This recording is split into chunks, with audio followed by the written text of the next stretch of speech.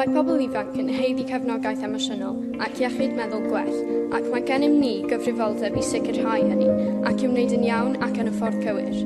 Yn fras iawn, mae angen lot mwy o wasanaethau ar gyfer pobl ifanc sy'n stryglo efo iechyd meddwl nhw. Am gynghyfru bod yna tua 3 mewn pob dosbarth yn stryglo efo iechyd meddwl nhw.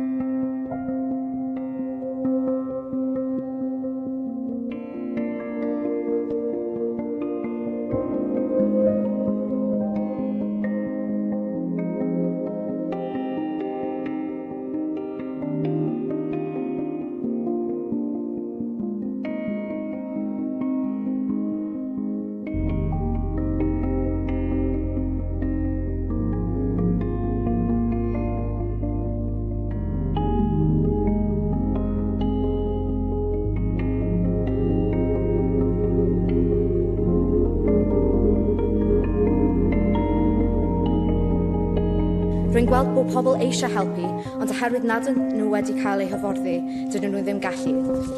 Dyna pam rwyf ar y pwyllgor hon, oherwydd rwyf am helpu hefyd.